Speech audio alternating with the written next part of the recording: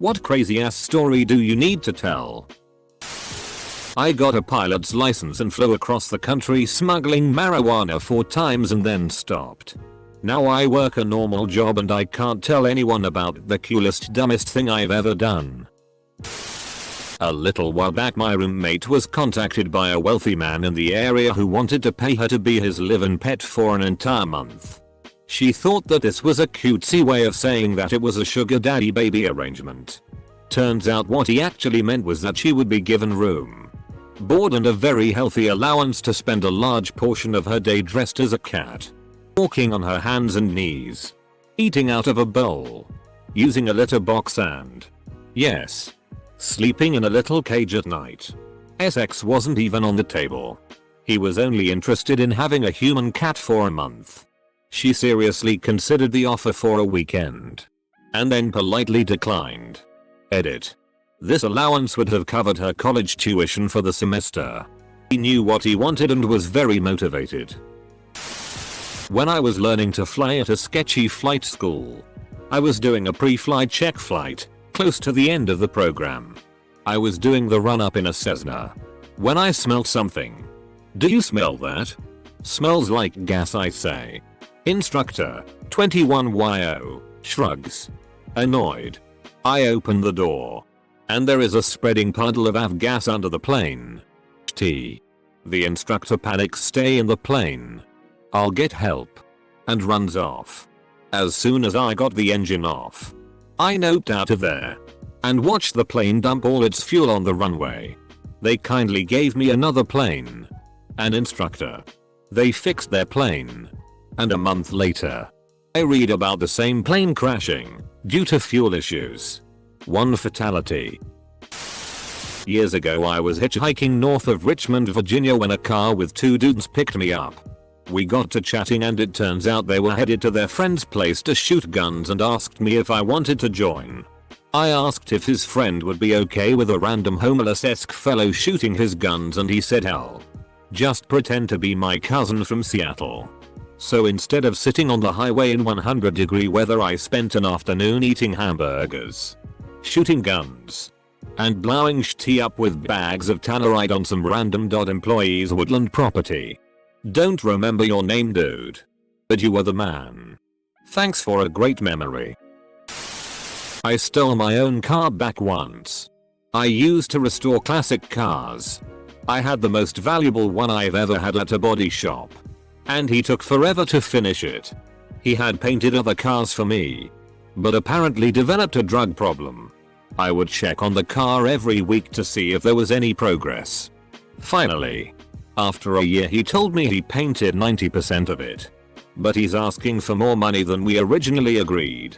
I drive there on a Friday afternoon unannounced and see my car outside the shop, worth a ton of money, with the shop owner nowhere in sight. His neighbor told me he had left the car outside for 3 days and several people have tried to steal it. So I call a tow truck and tow it to my garage right away. On my home the shop owner calls me over and over again. He thought somebody stole the car. He kept calling me for months. I never responded. Don't know how interesting it is, but a few years ago I'd go to college in the morning and leave at like midnight because I didn't have a PC and needed to work on homework at school. One time on the last train ride home, I had to catch 2 trains and 2 buses each way to get there and back. We were coming into the last station where I'd get off. There was this Asian guy acting a bit strange the whole ride. He gets up and stands in the middle of the car, and as the train brakes coming into the station he falls flat on his face from a full standing position. Lays there until the train stops. Stands up, dusts himself off and walks out of the open doors like nothing happened. I saw this guy doing it like 5 other separate times, and since I was used to it at that point I enjoyed looking out for the uninitiated riders' reactions. Plenty more slightly weird stuff happened on my late night subway rides home. I really enjoyed the entertainment. I've never stolen a cat. I'm actually allergic to cats, so I can't even have a cat. Despite this I've been accused of stealing 3 separate cats on 3 separate occasions by 3 different people. One guy threatened to shoot me for stealing his cat, but I didn't steal his cat. Now that was a wild Thanksgiving. Was picking up sticks around my parents' house with my brother. Threw a stick on the pile when one of the little branches pierces my inner forearm through and through. I look down befuddled, not knowing what the hell to do. Tried pulling it out but the skin moved too much. Finally got the balls to give a big yank. And out it came. Surprisingly not a lot of blood from the holes. Me and my friend were bored and decided to go skating at like 1 AM and ended up in a car park. We started talking about all scary stories and stuff when out of nowhere we notice a fireball in the sky. We stop speaking and watch in amazement and shock about what we are witnessing until all light we could see suddenly go out and the fireball was gone.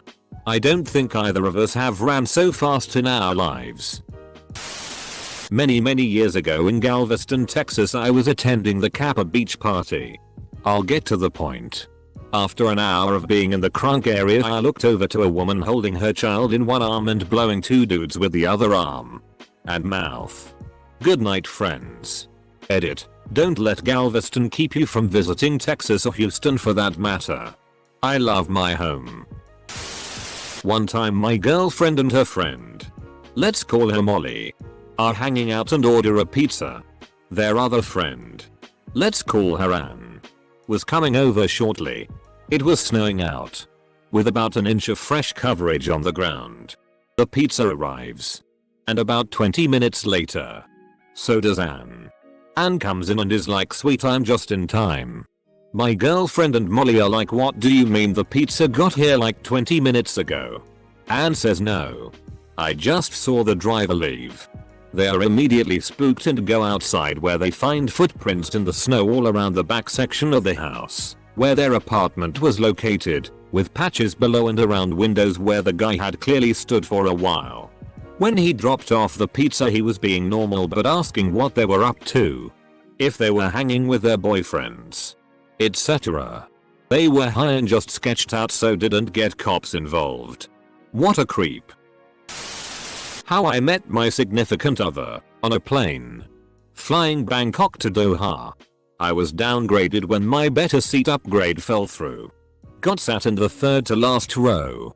Hit it off with the Spanish girl next to me. 3 weeks later on a whim I flew from the States to Spain to meet her. 3 weeks after that I moved there. Just hit our 2-year anniversary and are celebrating the birth of our first child. My parents are blind optimists. They think nothing bad will happen to anyone in our family. One day I got jumped by some losers in a gang. I go home and tell my parents and they look at me and say, well, there's fried chicken in the oven. Unbelievable. I was 14. Edit. You are all amazing people for reading my comment and caring about it enough to upvote it. I really am appreciative and astounded. Read that as blind optometrists were super confused. One time when I was in gym class when I was 11ish, I was repeatedly squatting on top of my friend while singing Teletubbies as a joke. He said, stop. I'm getting a boner. Comma. In English. Even though we live in Norway and English is his second language. I said, sorry. Did I break your rib or something? Comma. Thinking yeesh. This guy must be brittle. Full stop. He said, no. Boner means your dick is hard. Full stop. He then proceeded to stop. And that's how I learned the word boner. There was a politician that hit on my brother's girlfriend way back. Tried to cheat on his wife with my brother's girlfriend. He's like 40 and she's like 21. My brother always hated that guy. He was in power like for 20 years. My dad campaigned for the candidate that beat him.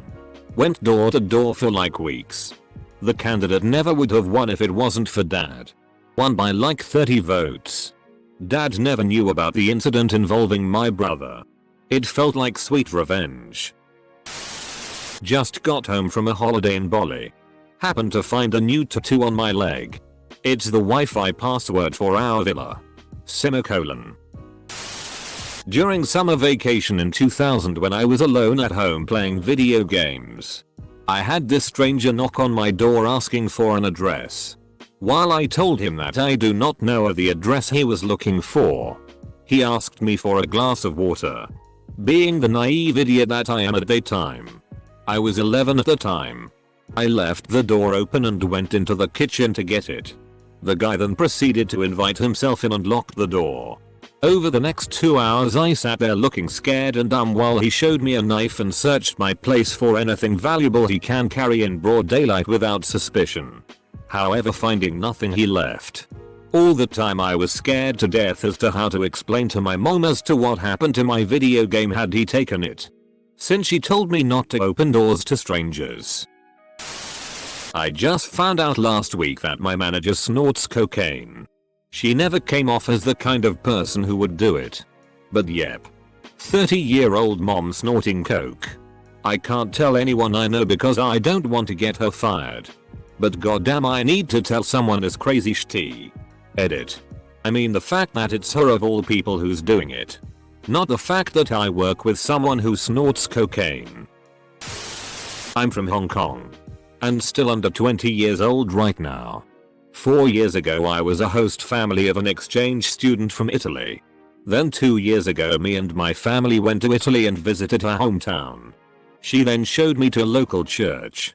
Seeing that we are the first Chinese that visited the place, the church decided to show us a mysterious book that they discovered. I took a look and found out instantly that it was a Chinese Bible. The church stated that the book was found in the 15th century, after an earthquake.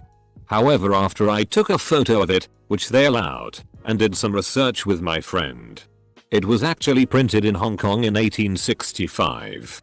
There was also no earthquakes at the church after the year. About 3 years ago, after high school, me and 3 friends went trekking in Iceland. We decided to splurge and treat ourselves to an Airbnb in the city for the weekend. We had been camping all week and ended up in an apartment that was nice, but had some really shady, scary and messed up paintings. There was a locked room that wasn't opened until the last day of our trip, when 2 friends went to return a tent we had borrowed from the host. He wasn't home, but his girlfriend was, and I guess didn't understand that she shouldn't have left her boyfriend's Nazi Hitler room wide open, especially after hosting 4 Jews. We're talking swastikas, Hitler portraits, books, flags, everything. Somehow the girls managed to take some pictures before running the FCK out of there. One night a guy comes into my work with his missus in tow. He's screaming about how that's his missus and he'll beat the shit out of her because that's his property and he'll do what he likes. A pack of huge Maori guys heard this guy talking shit and decided to teach him a lesson. They started beating the shit out of the guy in the middle of the store. It went from the liquor department, into the bakery area, into the food prep area and back out into the store. It had to have lasted 5 minutes at least and staff were hiding wherever they could. By the time the Maori guys were done, the other guy was covered in blood, with a huge gash in his head. The Maori guys left after that and the other guy ended up dragging himself out of the store. I doubt he touched his missus after that. When I was 7 I was taking a shitty. Then for some reason an earthquake happened.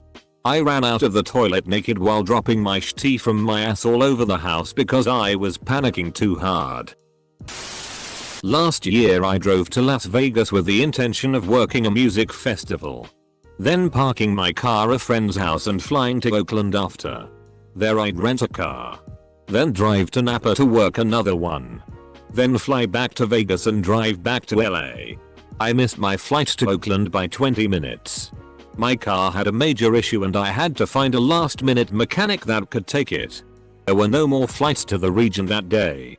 So I flew to Fresno. Took a lift to Amtrak. Took the 3-hour trip to Oakland. Called an Uber. Picked up my car, it was a Turo rental. And then drove to Napa. Made it to Napa at 1 AM. Started work at 9 the next day. I need to tell the story about a meal that I ate. I need to tell this story to my Comp 1 professor. In 1200 words or more. By today at 0930, it's 0259 at the time of writing this. I have around about 400 words of the story written. It's a bullshitty descriptive essay. The issue is that I can't stop procrastinating. I'm sitting here at my computer, hyped up on Red Bull, sitting with the prompt in front of me, and yet I cannot force myself to write. I lack the self-discipline to do things that I don't want to do. If I can't turn it into a rose-colored candy parade, I can't do it. I need to pass this class, which means getting a passing grade on this essay, to avoid being booted out of my community college. If I get booted out of my community college, my dad, who said that he'd pay my living expenses while I'm in school, might stop paying those expenses. I'm 11/10 stressed out about it. Dude, you can do it. Just start with an outline or something and hang this out. You can do it. I was once on the bus on my way home and this big bloke comes storming down to the front of the bus. He then plants himself down and he proceeds to pull a raw Sainsbury's pizza out of his bag. He then eats the entire thing, including the uncooked dough. I accidentally set my friend up on a prom date with the daughter of Montel Williams when we were in high school. I lived on a big property. I grew weed down the back fence. We had sheep. I came home and my 4 shoulder height plants are gone. All of the sheep are passed out on the back porch. I have 15 minutes to get all these sheep down the back behind the shed before mum gets home. I load these FKs on the lawnmower trailer one at a time. Mum gets home, doesn't notice a thing. 2 weeks later my mum asks me what happened to my plants out the back. Did the sheep eat them? I said yes. She laughs. When I was 19, I would deliver drugs for a friend of mine. One of the guys I delivered weed to worked at the local zoo. One day we decided to smoke up in the somewhat hidden area behind the indoor penguin enclosure. After the set we went inside to find the penguins acting very weird. Turns out we were smoking right next to the air intake for said penguin enclosure. And that was the day I accidentally hotboxed some penguins. This story is complex and is unusually long because it's connected with a bunch of other crazy stories. But in short, a substantial amount of people believe my very much alive grandpa is Jim Morrison. There isn't a whole lot to disprove the conspiracy, but it's also hard to try and prove it. I'm not sure if it's real or not, but trying to research my family or come up with facts is a hell of a rabbit hole. When I was 19-20ish, I was waiting for a bus when a well-spoken man in his 60s began chatting to me. I awkwardly nodded and smiled like the gangly moron that L was. And he eventually got onto the subject of he and his wife hosting dinners and how I should definitely come around sometime. I got more and more awkward anxious as the conversation went on. And he eventually started complimenting me on my shirt. Reached out to stroke the fabric and then reached between the buttons to stroke my stomach. In the street. At a public bus stop. I got on the next, wrong, bus. Rode a few stops to gather my thoughts and then made my way home. The icing on the cake? He looked just like Ian McDiarmid. Palpatine tried to touch me up. I was going fishing with some friends at a small neighborhood pond. And decided to feel the water with my hand. Not quite sure why I did it. But it was nice, so I splashed around in the water for a few more minutes. So there I am. Sitting at the edge of the water. And suddenly this huge slimy mass glides against my palm.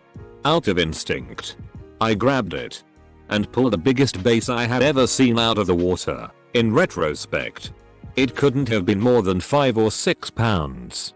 From the perspective of my friends, it looked like I was feeling around the water for a fish. And then being able to yeet the catch of the day out of the water with nothing but bare hands and skill like a badass. I visited a friend in a town nearby for the first time. Since we both smoke, I suggested to go pick up some weed. He assured me that his guy has the best tea in town. Long story short, I once shared a teppanyaki table with the former dictator of Bangladesh, MD Ershad. So this literally just happens a few hours ago while I was working at a hospital emergency department. A guy brings his friend in through the registration area because of an opiate overdose. Security beings him back to a room on a cot. The dude is blue in the face and not breathing at all on his own. We move him to the room's bed and few nurses and the doctor walk in. I, a paramedic, am starting an IV and I hear one of the nurses says, "What is the very large and round object in his pants?" Nurse processes to start taking his pants off and to our surprise the dude had a frozen potato in a plastic bag sitting on his penis. Never have I even seen anything like that in my 5-year career and I never expect to see it again.